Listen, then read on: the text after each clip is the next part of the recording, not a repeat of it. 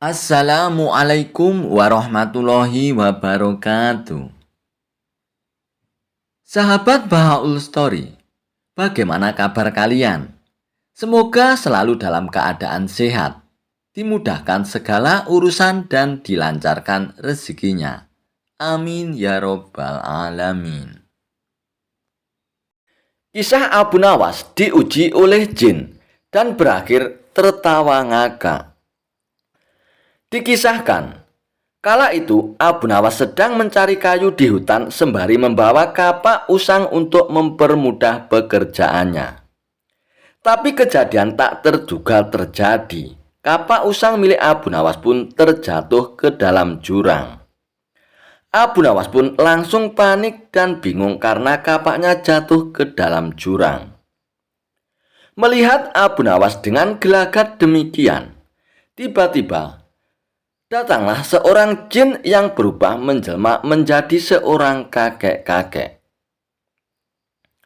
Kemudian kakek itu pun menawarkan diri membantu mengambil kapak milik Abu Nawas. Namun, kapak yang diambil sang kakek dari dalam jurang terlihat berbeda, yaitu berlapiskan emas yang sangat mewah. "Apakah ini kapak Muna?" ucap sang kakek sembari menunjukkan kapaknya. "Bukan, kek, itu bukan kapakku," ujar Abu Nawas. Lalu kakek itu pun langsung menggantinya lagi. Kali ini kapak yang tidak kalah mewah, yaitu dilapisi intan permata sehingga terkesan mewah sekali. "Dan apakah ini kapakmu, anak muda?" tanya sang kakek lagi. "Bukan, kek, kapak saya jelek dan berkarat," terang Abu Nawas. Kakek itu pun berkata dalam dirinya bahwa Abu Nawas ini memang benar-benar orang yang jujur. Sebelum memberi dua kapak mahal tadi, kakek itu pun bertanya kepada Abu Nawas, mengapa tetap ingin kapaknya yang sudah usang itu. "Aku tidak mau mengambil yang bukan hak saya, kek. Aku adalah orang yang selalu bersyukur dengan apa yang saya miliki. Bagiku kapak jelek ini adalah rezeki yang luar biasa, karena bisa memberikan nafkah yang halal," tutur Abu Nawas. Dan akhirnya, kakek itu pun memberikan kapak berlapis emas dan intan permata tadi kepada Abu Nawas sebagai hadiah kejujuran Abu Nawas. Lalu Abu Nawas pun pulang dengan membawa 3 kapak, yaitu kapak jelek miliknya, kapak yang terbuat dari emas, dan kapak yang berlapiskan intan permata. Tidak sampai di situ saja, jin tadi masih ingin menguji kejujuran Abu Nawas. Godaan yang diberikan melalui harta tidak berhasil, dan akhirnya jin yang menjelma jadi seorang kakek tersebut akan mengujinya dengan wanita. Kakek itu kemudian menculik istri Abu Nawas dan kemudian menyembunyikannya ke alam jin. Setelah pulang dari hutan, Abu Nawas pun langsung mencari istrinya. Sudah semua sudut ruangan ia cari, namun istrinya hilang secara misterius. Lalu kakek itu pun datang kepada Abu Nawas dan bertanya, "Wahai anak muda, apa yang sedang kau cari?" ucap sang kakek sambil menawarkan diri untuk membantu Abu Nawas. Dan Abu Nawas pun mengatakan kalau istrinya hilang secara misterius dan hanya meninggalkan pakaian yang kotor. "Tenang saja anak muda, aku akan membantumu dan pasti akan menemukan istrimu," ujar sang kakek. Tiba-tiba Abu Nawas pun teringat kalau kakek itu yang ditemuinya di hutan saat kapaknya masuk ke dalam jurang dan membantunya untuk mengambilnya, dan akhirnya memberikan 2 kapaknya kepada Abu Nawas. "Wah, rupanya kakek ini ingin menguji kejujuranku lagi," kata Abu Nawas dalam hatinya. Kakek itu lalu datang membawa wanita yang sangat cantik dan bertanya kepada Abu Nawas, "Wahai anak muda, apakah benar ini adalah istrimu?"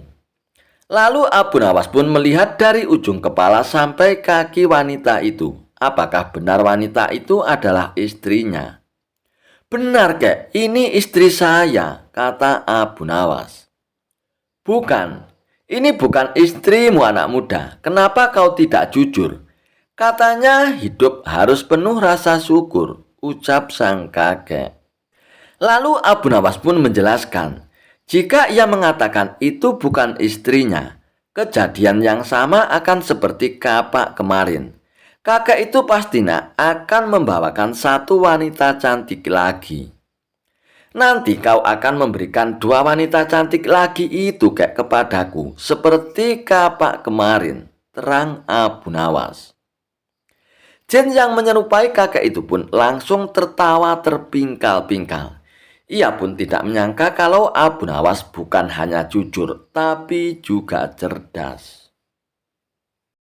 Kisah Abu Nawas, debat tentang telur dan ayam. Melihat ayam betinanya bertelur, Baginda Raja pun tersenyum. Beliau memanggil pengawal agar mengumumkan kepada rakyat bahwa kerajaan mengadakan sayembara untuk umum. Sayembara itu berupa pertanyaan yang mudah tetapi memerlukan jawaban yang tepat dan masuk akal. Barang siapa yang bisa menjawab pertanyaan itu akan mendapatkan imbalan yang amat menggiurkan. 1 pundi penuh uang emas. Tetapi bila tidak bisa menjawab, maka hukuman yang terjadi adalah masuk penjara. Banyak rakyat yang ingin mengikuti sayembara tersebut, terutama orang-orang yang miskin. Namun, mengingat beratnya hukuman yang akan dijatuhkan, maka tak mengherankan bila pesertanya hanya 4 orang saja. Dan salah satu dari peserta tersebut adalah Abu Nawas. Aturan main sayembara itu ada 2. Yang pertama adalah jawaban harus masuk akal. Yang kedua, peserta harus mampu menjawab sanggahan dari Baginda Raja. Pada hari yang telah ditetapkan, para peserta pun sudah siap di depan panggung. Baginda Raja duduk di atas panggung. Beliau memanggil peserta pertama. Peserta pertama maju dengan tubuh gemetar. Baginda Raja pun bertanya, "Manakah yang lebih dahulu, telur ataukah ayam?" "Telur, Baginda Raja," jawab peserta pertama. "Apa alasannya?" tanya Baginda Raja. "Bila ayam lebih dahulu itu, tidak mungkin karena ayam berasal dari telur, Baginda," kata peserta pertama menjelaskan. "Kalau begitu, siapa yang mengerami telur itu?" tanya Baginda Raja. Peserta pertama pun mendadak wajahnya pucat pasi berubah putih seperti kertas. Ia pun tak bisa menjawab. Tanpa ampun, ia pun akhirnya dimasukkan ke dalam penjara. Kemudian, giliran peserta kedua maju. Ia pun berkata, "Paduka yang mulia, sebenarnya telur dan ayam tercipta dalam waktu bersamaan." "Bagaimana bisa bersamaan?" tanya Baginda Raja. "Bila ayam lebih dahulu, itu tidak mungkin karena ayam berasal dari telur, Baginda. Dan bila telur lebih dahulu, itu juga tidak mungkin karena telur tidak bisa menetas tanpa dierami," kata peserta kedua dengan mantap. "Bukankah ayam betina bisa bertelur tanpa ayam jantan?" sanggah Baginda Raja memojokkan. Peserta kedua pun kebingungan dan tidak bisa menjawab. Dan akhirnya ia pun dijebloskan ke dalam penjara. Lalu giliran peserta ketiga, ia pun berkata, "Tuanku yang mulia, sebenarnya ayam tercipta lebih dahulu daripada telur." "Sebutkan alasanmu," kata Baginda Raja. Menurut hamba, yang pertama tercipta adalah ayam betina. Kata peserta ketiga meyakinkan. Lalu bagaimana ayam betina bisa beranak pinak seperti sekarang, sedangkan ayam jantan tidak ada? Kata Baginda memancing. Ayam betina bisa bertelur tanpa ayam jantan. Telurnya dierami sendiri lalu menetas dan menurunkan anak ayam jantan. Kemudian menjadi ayam jantan dewasa dan mengawini induknya sendiri. Ucap peserta ketiga berusaha untuk menjelaskan. Lalu bagaimana bila ayam betina mati sebelum ayam jantan yang sudah dewasa sempat mengawininya? Tanya Baginda Raja. Peserta ketiga pun tidak bisa menjawab sanggahan Baginda Raja. Lalu ia pun dimasukkan ke penjara. Kini tiba giliran Abu Nawas. Ia pun berkata, yang pasti adalah telur dulu baru ayam Baginda. Coba terangkan secara logis, kata Baginda Raja ingin tahu. Ayam bisa mengenal telur Baginda, sebaliknya telur tidak bisa mengenal ayam. Kata Abu Nawas dengan singkat. Agak lama Baginda Raja merenung. Dan kali ini ia pun tidak menyanggah alasan Abu Nawas. Karena alasan Abu Nawas memang masuk akal. Dan akhirnya Abu Nawas pun mendapatkan hadiah dari Baginda Raja. Dijebak raja, Abu Nawas harus bertelur. Baginda Raja masih penasaran ingin mengalahkan argumen Abu Nawas. Maka dirancang siasat Abu Nawas harus bertelur. Siasat ini diatur sedemikian rupa agar Abu Nawas harus bertelur seperti ayam. Kata Baginda Raja, pokoknya jebakan agar Abu Nawas harus bertelur ini tidak boleh gagal.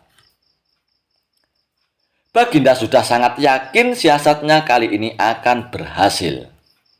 Abu Nawas yang selalu memiliki argumen saat dikerjai memang membuat geram raja. Raja ingin sekali sosok Abu Nawas ini bisa dipermalukan. Baginda Raja memiliki kebiasaan setiap akhir pekan berendam di kolam air hangat. Para menterinya selalu menemani di kolam rendam sambil berdiskusi ringan. Ide menjebak Abu Nawas harus bertelur juga saat Baginda Raja berendam di air hangat ini. Kata Baginda Raja, akhir pekan nanti kita akan mengundang Abu Nawas turut berendam bersama. Nanti kalian semua datang lebih awal. Siapkan telur ayam di dalam kolam, kata Baginda Raja. Nanti saya akan perintahkan semua yang bersama kita di kolam rendam harus bisa bertelur. Bagi yang tidak bisa akan dihukum. Begitu Baginda Raja mengatur siasatnya. Para menteri pun tertawa mendengar siasat Baginda Raja. Mereka semua sudah membayangkan bagaimana Abu Nawas harus bertelur dan gagal. Baginda Raja akan memberinya hukuman, maka label Abu Nawas cerdas akan langsung ambiar. Begitu pikiran para menteri dan Baginda Raja. Tibalah akhir pekan yang direncanakan. Abu Nawas tanpa curiga datang memenuhi undangan Baginda Raja. Seperti yang sudah direncanakan, para menteri dan Baginda Raja sudah datang lebih dulu mempersiapkan telur dan menaruhnya di dalam kolam rendam air hangat. Setelah semua berkumpul, Baginda Raja memberikan pengumuman. Sekarang ini aku perintahkan semua yang ikut berendam di kolam air hangat harus bisa bertelur, kata Baginda Raja. Abu Nawas pun tersentak mendengar pengumuman Baginda Raja. Dia pun mulai mencium gelagat yang tidak beres. Baginda Raja pun melanjutkan, jika ada di antara kita yang tidak bisa bertelur, akan diberi hukuman.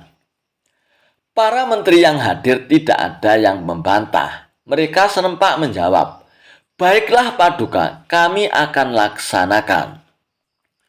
Abu Nawas pun makin yakin ada muslihat buruk. Dirinya sudah masuk jebakan Baginda Raja. Menurut akal sehat batin Abu Nawas, mana ada manusia yang bisa bertelur. Tetapi karena Baginda Raja yang bertitah, tentu tidak bisa dibantah. Abu Nawas berpikir sangat keras untuk lolos dari jebakan ini. Sementara para menteri satu persatu masuk ke dalam kolam rendam air hangat. Mereka menyelam agak lama dan muncul ke permukaan dengan membawa telur. "Paduka, kami sudah laksanakan titah Paduka. Kini kami sudah bertelur," lapor para menteri itu satu persatu. Baginda melirik ke arah Abu Nawas yang kebingungan. Wajah Abu Nawas tampak pucat pasi. Melihat itu, Baginda pun senang sekali. Kemudian Baginda Raja pun turun ke kolam rendam air hangat itu. Menyelam sesaat kemudian muncul dengan membawa telur. "Hai Abu Nawas, semua sudah bisa bertelur. Sekarang giliranmu Abu Nawas. Harus bertelur. Ayo, atau kamu akan aku beri hukuman nanti," teriak Baginda Raja. Abu Nawas pun perlahan masuk ke dalam kolam air hangat itu. Dia belum menyelam, hanya memainkan air saja, membasahi dadanya. Abu Nawas sedang berpikir memecahkan jebakan Baginda Raja ini, terutama agar selamat dari hukuman. Dan akhirnya Abu Nawas pun menyelam sambil terus berpikir. Agak lama ia menyelam sampai mulai sesak dan memutuskan muncul ke permukaan. Begitu Abu Nawas muncul ke permukaan kolam, semua tertawa senang sekali. Kali ini Abu Nawas kena pedaya. Selain itu, julukan orang cerdik yang selalu ada jawaban kalau ditantang Baginda Raja akan ambyar ataupun hancur. Muslihat Baginda Raja akan membuat Abu Nawas dihukum karena gagal bertelur. Baginda juga terlihat paling senang. Idenya berhasil membuat Abu Nawas tidak berdaya. "Abu Nawas, mana telurmu?" teriak Baginda Raja tidak sabar. Abu Nawas tiba-tiba berlaku aneh. Tangannya dikepak-kepakkan seperti ayam. Lalu dia berkokok meniru ayam jantan. "Kukuruyuk, kukuruyuk, kukuruyuk." Baginda Raja pun tersentak heran melihat kelakuan aneh Abu Nawas. "Maaf Paduka, saya tidak bisa bertelur," jawab Abu Nawas sambil kembali berkokok. "Kukuruyuk." "Kenapa? Berarti kamu akan dihukum," tegas Baginda Raja. "Saya merasakan diri saya ini ayam jantan Paduka.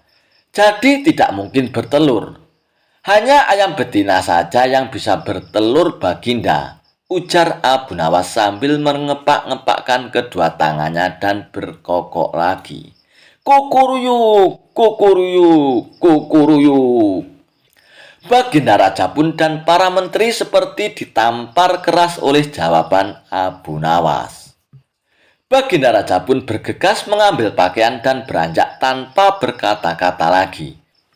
Jebakan untuk Abu Nawas yang harus bertelur tak disangkanya gagal total. Malah dirinya dipermalukan, disamakan dengan ayam betina. Para menterinya juga mengikuti pergi meninggalkan Abu Nawas yang masih berkokok berkukuruyuk meledek mereka. Kisah Abu Nawas dihukum raja untuk minum air mendidih. Dikisahkan, suatu hari Abu Nawas ketahuan prajurit istana tengah menenggak minuman keras. Dengan cepat, para prajurit ini segera menangkap dan membawa Abu Nawas ke hadapan Baginda Raja. "Abu Nawas, kelakuanmu masih saja tidak berubah. Selama ini aku sudah berbaik hati kepadamu. Aku sengaja meloloskanmu dari hukuman karena kamu selalu berjanji tidak akan mengulanginya. Tapi kali ini sudah tidak ada maaf bagimu. Apapun alasanmu, kamu tetap akan saya hukum, ucap Baginda Raja. Sementara Abu Nawas pun hanya terdiam. Kepalanya tertunduk tak berani menatap. Kira-kira hukuman apa yang pantas diberikan supaya Abu Nawas kapok dengan perbuatannya? Tanya Baginda Raja kepada penasihat istana. Kemudian, penasihat istana pun mengusulkan bagaimana kalau Abu Nawas dihukum dengan cara minum air yang mendidih. Ternyata usulan tersebut langsung diterima oleh Baginda Raja. Usulmu bagus sekali penasihat, aku setuju denganmu, kata Baginda Raja. Seketika itu juga Abu Nawas pun langsung pucat. Tubuhnya menjadi gemetaran karena sama saja ia akan dihukum mati. Ampun Paduka yang mulia, hamba mohon keringanan hukuman, pinta Abu Nawas. Keputusanku sudah bulat Abu Nawas dan tidak bisa ditawar-tawar lagi, balas Baginda Raja. Baiklah Paduka yang mulia, kalau itu memang sudah keputusan Paduka, saya terima dengan berat hati. Tapi sebelum saya menjalani hukuman, izinkan saya menemui istri dan anak-anak saya untuk berpamitan, ujar Abu Nawas. Sejenak Baginda Raja pun terdiam. Ia heran dengan kata-kata Abu Nawas yang berpamitan. Maksudmu bagaimana ini Abu Nawas? Tanya Baginda Raja dengan heran. Begini Paduka, apabila air mendidih masuk ke dalam perut, bukan hanya lidah dan bibir saja yang akan melepuh, tapi semua organ tubuh di dalam juga ikut melepuh. Tidak menutup kemungkinan saya akan mati saat itu juga, jelas Abu Nawas. Baginda Raja pun terkejut, ia tak menyadari akan hal itu. Kasihan juga Abu Nawas, tapi masa saya harus menarik kembali ucapan saya? Itu tidak mungkin. Martabat saya sebagai raja akan jatuh, pikir Baginda Raja. Baiklah Abu Nawas, saya penuhi permintaanmu, sekarang kamu pulanglah. Tapi besok kamu harus sudah ada di sini, titah Baginda Raja. Abu Nawas pun lalu pamit pulang. Sesampainya di rumah, Abu Nawas pun memberitahukan kepada istri dan anak-anaknya tentang hukuman yang akan ia jalani. Mengapa Baginda Raja sekejam itu suamiku? Kata istri Abu Nawas tak terima. Sudahlah wahai istriku, bila memang ini sudah takdirku untuk mati, aku harap kamu dan anak-anak mengikhlaskan kepergianku, tutur Abu Nawas. Mereka lalu menangis sambil berpelukan erat.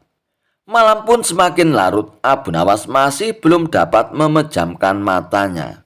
Ia terus meratapi nasib yang tengah dihadapinya. Namun ia terus mencari cara bagaimana supaya bisa lolos dari hukuman Baginda Raja. Abu Nawas pun terus memutar otaknya agar ia bisa lolos dari hukuman Baginda Raja.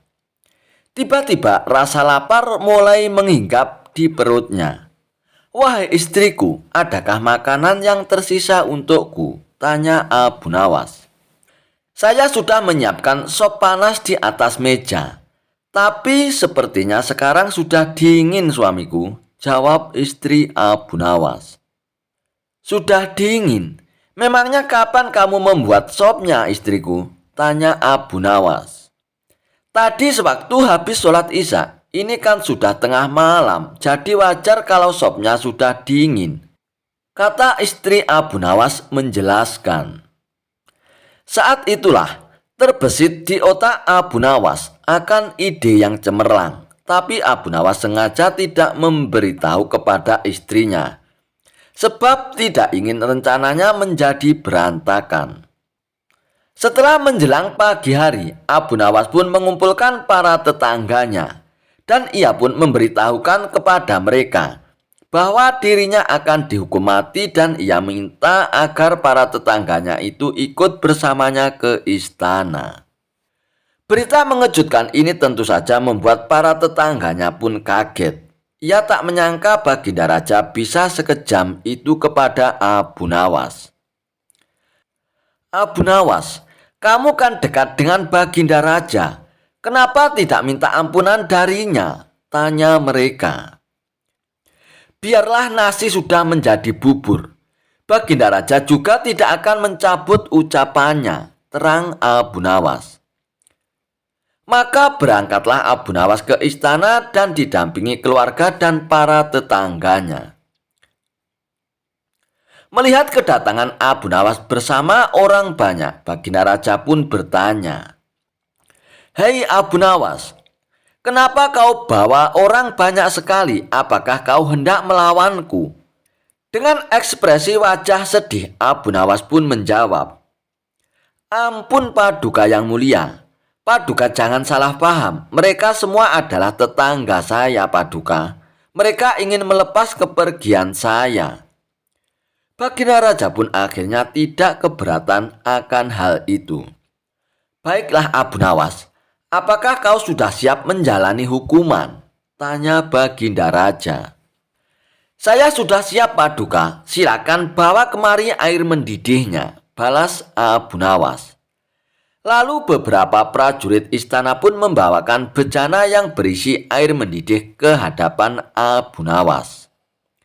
"Sekarang kamu minum air mendidih itu Abu Nawas," kata Baginda Raja. "Siap Paduka yang mulia, tapi sebelumnya izinkan saya meminta maaf dan berpamitan kepada keluarga saya dan para tetangga," pinta Abu Nawas. "Oh silakan saja Abu Nawas," ucap Baginda Raja. Lalu Abu Nawas pun menghampiri istri dan anak-anaknya. Suara tangis istri dan anak-anak Abu Nawas pun menjadi pecah. Orang-orang yang hadir pun ikut bersedih. Dan tak terasa air mata Baginda Raja pun ikut menetes. Sebenarnya Baginda Raja tidak tega. Akan tetapi ia pun tidak mungkin membatalkan hukuman. Karena banyaknya tetangga yang ikut hadir, tentu saja memakan waktu yang lama. Hingga tak terasa air mendidih yang ada di dalam bejana itu pun menjadi dingin. Setelah Abu Nawas selesai berpamitan, ia pun segera mengambil air di bejana itu dan meminumnya sampai habis.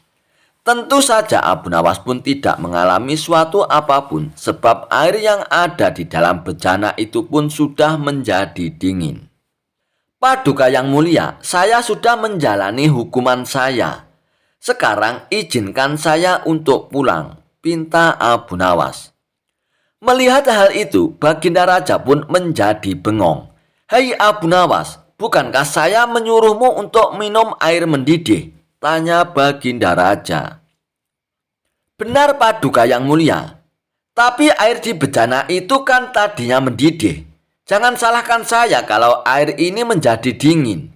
Saya hanya melakukan apa yang seharusnya saya lakukan," jawab Abu Nawas. Dengan kecerdikannya, Abu Nawas pun kembali lolos dari hukuman maut. Ia pun dibolehkan pulang oleh Baginda Raja bersama anak, istri, dan para tetangganya.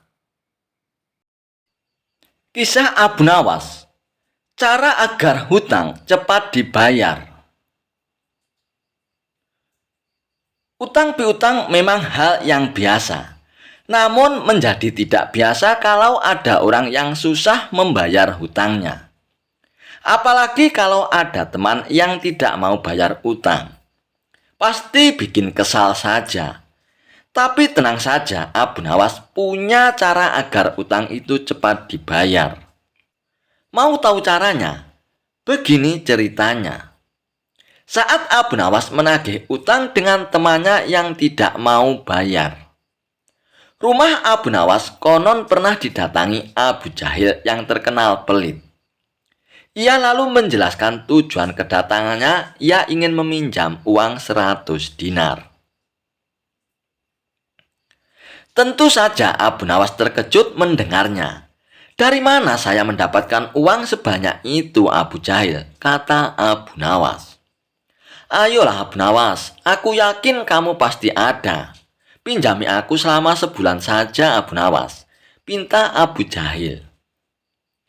Awalnya Abu Nawas tidak mau mengabulkan permintaan Abu Jahil. Namun karena terus mendesaknya, akhirnya Abu Nawas pun tidak bisa menolak. "Tapi kamu hanya berjanji sebulan saja, Abu Jahil," kata Abu Nawas mengingatkan.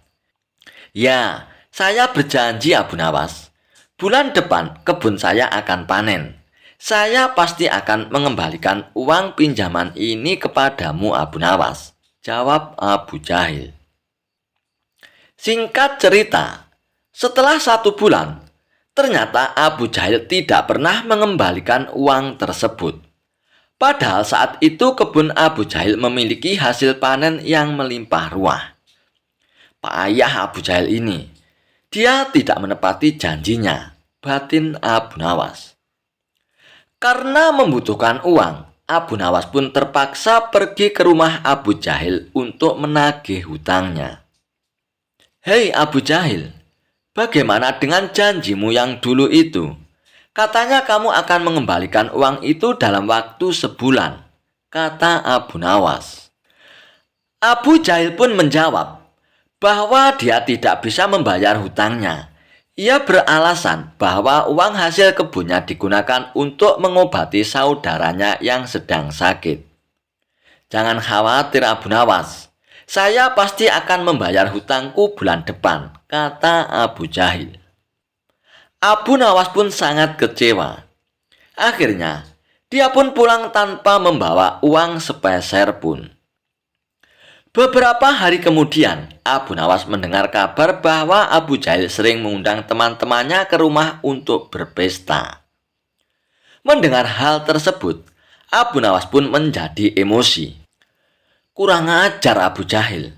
Katanya dia kekurangan uang, tapi dia malah sering mengadakan pesta," gerutu Abu Nawas.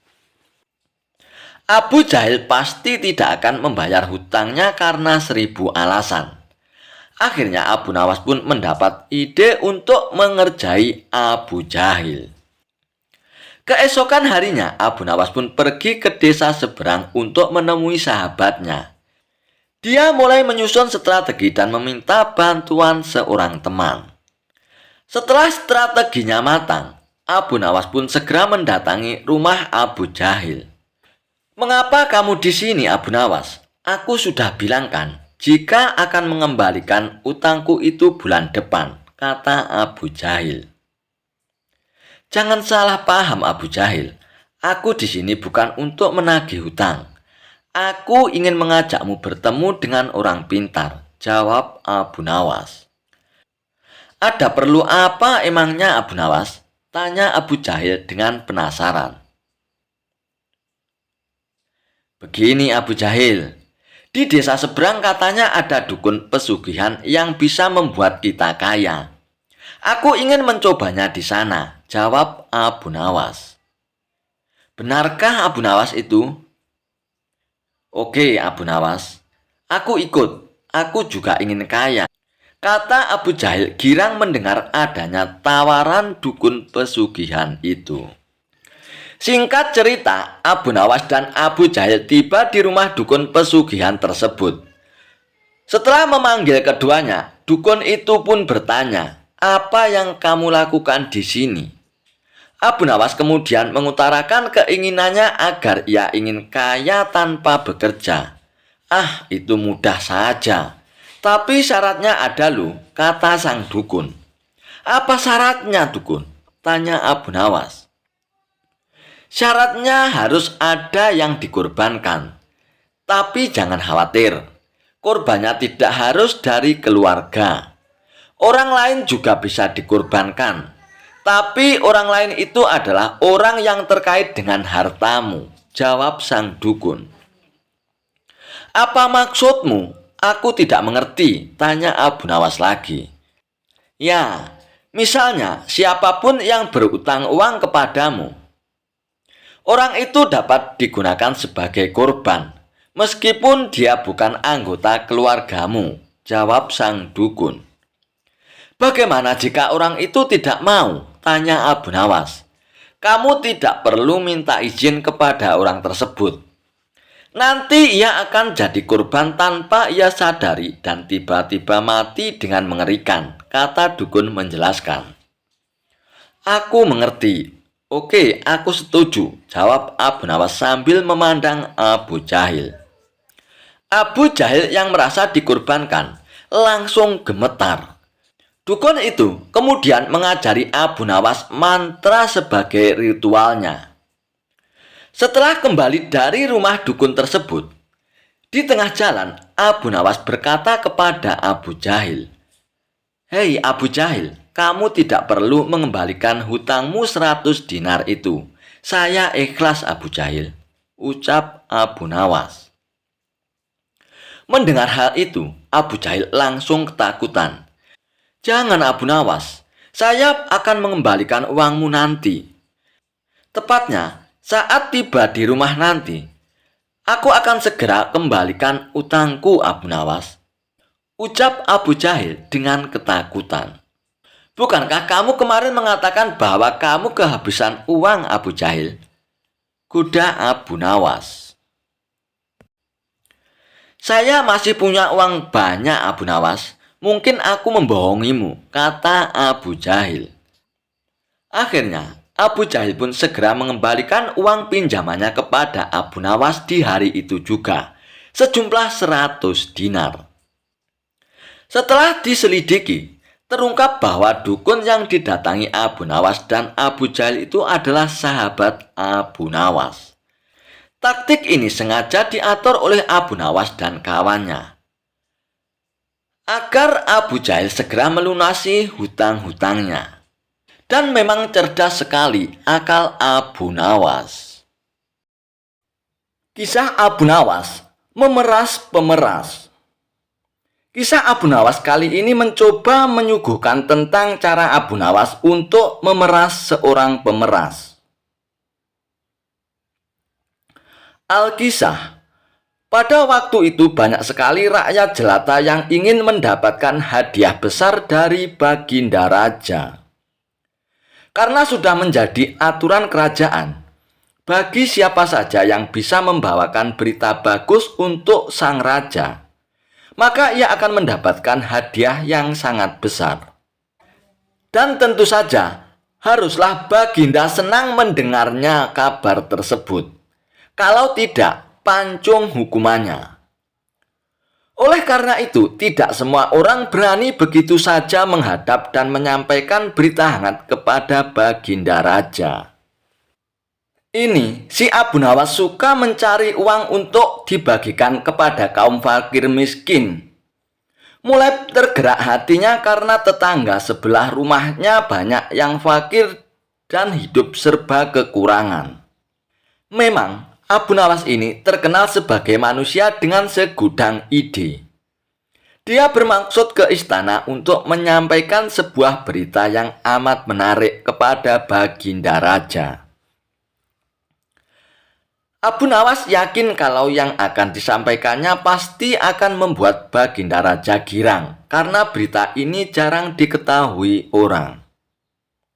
Di suatu pagi yang cerah, Abu Nawas pun berangkat sendiri menuju istana. Tetapi semuanya tidak seperti yang dibayangkan semula, karena ia harus berhadapan dengan penjaga pintu gerbang istana. Penjaga itu yakin bahwa Abu Nawas adalah orang yang sangat cerdik, bahkan paling cerdik di negerinya. Oleh karena itu, tidak mungkinlah Abu Nawas gagal untuk menyenangkan hati Baginda, gumam si penjaga gerbang tersebut. Penjaga itu berlagak acuh tak acuh kepada Abu Nawas. "Wahai Abu Nawas, engkau akan aku izinkan masuk ke istana asalkan engkau berjanji terlebih dahulu kepadaku," kata penjaga pintu gerbang itu. "Janji apa penjaga?" jawab Abu Nawas pura-pura tidak tahu. "Engkau harus berjanji kepadaku bahwa apapun hadiah yang engkau terima dari Baginda Raja harus dibagi sama rata denganku ya Abu Nawas," kata penjaga pintu gerbang istana. "Baiklah," kata Abu Nawas jengkel. Setelah Abu Nawas menjanjikan separuh hadiahnya akan diberikan kepada penjaga itu, barulah penjaga itu mengizinkan Abu Nawas masuk ke dalam istana. Kejengkelan Abu Nawas terhadap penjaga gerbang yang nakal ini barulah menjadi dendam yang berkobar-kobar. Akhirnya, Abu Nawas pun mempunyai ide untuk memberikan pelajaran berharga kepada penjaga pintu gerbang istana itu. Setelah masuk ke dalam istana, Baginda Harun Ar-Rasyid pun merasa sangat senang dengan kabar yang diberikan oleh Abu Nawas. Rasa senang ini sampai ke lubuk hatinya yang paling dalam. Setelah Abu Nawas menyampaikan berita yang amat langka dan jarang diketahui oleh manusia ini, Baginda pun merasa sangat senang dan puas hatinya. Baginda merasa belum pernah mendengarnya, hingga seolah-olah ia pun telah menjadi orang yang paling beruntung di dunia. Wahai Abu Nawas, kali ini tentukanlah sendiri hadiah yang engkau inginkan, kata Baginda Raja. Terima kasih Paduka, junjungan hamba. Bila diperkenankan memilih hadiah, maka hamba meminta 100 cambukan saja, jawab Abu Nawas. Mendengar penuturan Abu Nawas, tentu saja Baginda Raja pun bertanya-tanya dalam hatinya dan merasa kaget serta heran. Tetapi Baginda yakin bahwa Abu Nawas pasti mempunyai maksud tertentu di balik semua itu. Baginda pun akhirnya memanggil algojo kerajaan dan berpesan jangan terlalu keras kalau mencambuk Abu Nawas. Algojo pun sudah siap dengan cambuk di tangan, dan Abu Nawas pun dipersilakan untuk maju. Sesuai pesan dari Baginda Raja, algojo itu mencambuk Abu Nawas dengan pelan. Tepat pada hitungan ke-50, Abu Nawas pun berteriak, "Berhenti!" Baginda pun kaget. Beliau bertanya kepada Abu Nawas, "Hei Abu Nawas, mengapa engkau minta hukuman cambuk dihentikan? Bukankah engkau sendiri yang memintanya?" Tanya Baginda Raja belum mengerti. Paduka yang mulia, sebenarnya sebelum masuk tadi, penjaga pintu gerbang istana telah melarang hamba untuk masuk, kecuali hamba mau berjanji membagi sama rata hadiah apapun yang Paduka berikan kepada hamba. Kini hamba mohon sisa hukuman itu dibebankan kepada penjaga pintu gerbang itu, wahai Paduka, kata Abu Nawas menjelaskan. Bukan kepalang murka Baginda. Tanpa banyak bicara, pengawal itu pun dipanggil untuk masuk ke dalam istana. Dan Baginda pun berpesan kepada algojo untuk melanjutkan hukuman cambuk kepada pengawal yang zalim itu dengan sabetan yang sekeras-kerasnya. Algojo dengan sukacita menerima titah Baginda Raja. Tak mengherankan jika pengawal itu hampir pingsan terkena cambukan yang keras tersebut. Dan Abu Nawas pun merasa sangat senang berbagi cambukan dengan pengawal ini. Namun demikian, Abu Nawas pun belum juga puas karena harusnya dia mendapat hadiah dari Baginda Raja. Hari berikutnya, Abu Nawas pun menemui pengawal itu dan berkata, "Tahukah engkau apa yang bisa aku lakukan terhadap dirimu kapanpun aku mau?" ancam Abu Nawas. "Tidak," jawab pengawal itu ketakutan. "Karena engkaulah aku tidak membawa hadiah apa-apa kecuali cambukan. Kalau engkau tidak mau mengganti hadiah yang mestinya aku terima, maka aku akan mengadukan kepada Baginda Raja," kata Abu Nawas yang mengetahui kalau pengawal ini suka memeras orang-orang yang hendak masuk istana. Karena ketakutan, maka pengawal itu pun bersedia menjual ladang hasil kecurangannya di masa lalu. Dan selanjutnya, ia pun memohon kepada Abu Nawas agar tidak mencelakakan dirinya lagi. Dan Abu Nawas pun akhirnya menyetujuinya. Akhirnya, Dengan dari hasil penjualan ladang milik penjaga pintu gerbang istana itu, uangnya pun dibagikan kepada orang-orang yang membutuhkan, terutama tetangganya yang miskin dan serba kekurangan. Kisah kakek tua yang berhasil membuat bungkam si cerdik Abu Nawas. Abu Nawas adalah seorang penyair Islam termasyhur di era kerajaan Islam pada masa kerajaan Raja Harun ar-Rasyid. Abu Nawas dikenal lewat cerita-cerita humor, bijak, dan sufi. Ia seorang humoris yang lihai dan cerdik dalam mengemas kritik berbungkus humor. Walau cerdik mengemas kata-kata dan tidak mudah dikalahkan, namun pada cerita ini Abu Nawas tak berkutik dan dibuat bungkam di hadapan seorang kakek tua. Dan berikut kisahnya. Di suatu pagi yang cerah, Baginda Raja Harun ar-Rasyid mengajak beberapa menterinya pergi bertamasya ke sebuah tempat wisata. Tak lupa, Baginda Raja pun mengajak Abu Nawas, sang wali sufi yang merupakan staf khusus kerajaan, untuk menambah suasana liburan menjadi asik.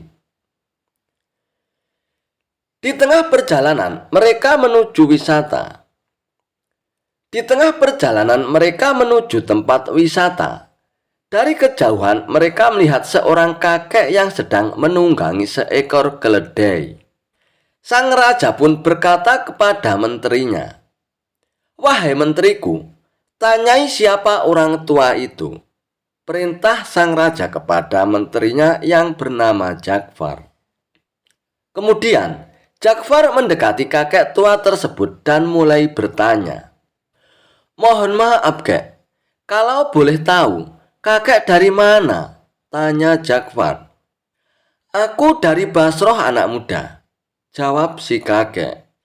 "Memangnya kakek mau kemana?" tanya Ja'far kembali. "Aku mau pergi ke Baghdad, anak muda," jawab si kakek. "Ada keperluan apa, Kek?" tanya Ja'far dengan penasaran. "Aku hendak mencari obat untuk mataku ini," jawab kakek sambil memperlihatkan matanya yang sedang sakit. Di tengah percakapan mereka, muncul ide jahil Baginda Raja. Ia pun kemudian berbisik kepada Abu Nawas, "Wahai Abu Nawas, coba kamu ajak kakek itu bergurau." Abu Nawas pun membalas, "Oh jangan Baginda, kasihan dia, orang tua Baginda. Saya takut kakek itu akan marah," ucap Abu Nawas. "Sudahlah Abu Nawas, itu nanti urusanku. Intinya ajak saja kakek itu bergurau Abu Nawas," desak Baginda Raja kepada Abu Nawas. "Baiklah, kalau begitu aku akan lakukan Paduka," ucap Abu Nawas. Lalu Abu Nawas pun segera menghampiri kakek tua yang sedang bersama Ja'far. "Kek, misalkan aku berikan Anda resep untuk mengobati mata kakek itu, apa imbalannya, Kek?" tanya Abu Nawas. "Aku akan berikan imbalan yang sesuai untukmu, anak muda," jawab si kakek. "Kalau begitu, dengarkan baik-baik resep ini ya, Kek," ujar Abu Nawas. Dengan raut wajah yang serius, si kakek pun tak sabar menunggu perkataan Abu Nawas. "Jadi begini, Kek. Kakek ambil 3 tiupan angin, 3 sengatan terik matahari, 3 pantulan cahaya rembulan, dan 3 sorot lampu biasa. Setelah semuanya terkumpul, maka kakek tumbuk pada sebuah lempang yang tak berlubang. Kemudian kakek taruh ramuan yang telah lembut itu ke dalam sebuah mangkok besar yang sudah pecah berkeping-keping. Dan jangan lupa, Kek, kakek harus menyimpannya di udara selama 3 bulan. Setelah masa 3 bulan lamanya, maka oleskan ramuan itu ke mata kakek yang sakit sebanyak 3 kali sebelum tidur. Insya Allah kakek akan sembuh, Kek," kata Abu Nawas. Mendengar perkataan Abu Nawas, sang kakek itu pun naik pitam. Akhirnya sang kakek pun turun dari keledainya dan menghampiri Abu Nawas. "Hai anak muda, ambil keledai ini sebagai imbalan awalnya," kata sang kakek sambil memalingkan wajahnya dari Abu Nawas. "Jika setelah menggunakan resepmu itu mataku menjadi sembuh, aku akan memberimu lagi imbalan seorang budak wanita yang setia melayanimu. Dan jika kelak ternyata kamu telah mati terlebih dahulu sebelum aku, budak wanita itu juga akan setia menemanimu di neraka jahanam sana. Ia akan setia meludahi matamu itu dan memukul wajahmu sambil berteriak dan mengejekmu," ucap sang kakek menyumpahi Abu Nawas. Mendengar pernyataan sang kakek tua itu, Abu Nawas pun tak menyangkanya. Ternyata balasan gurauan sang kakek lebih menyakitkan daripada gurauan Abu Nawas. Seketika Baginda Raja pun langsung tertawa terpingkal-pingkal. Sedangkan Abu Nawas hanya bisa melongo mendengar jawaban sang kakek tua tersebut. Dan oleh karena itu, akhirnya Baginda Raja pun kemudian memberi hadiah kepada sang kakek. "Terima kasih Baginda yang mulia," kata si kakek dengan hati yang bahagia. Tak lama kemudian, akhirnya sang kakek pun pergi meninggalkan mereka. Namun Baginda Raja pun masih saja tak bisa menahan tawanya. Ia pun terus tertawa sepanjang perjalanan.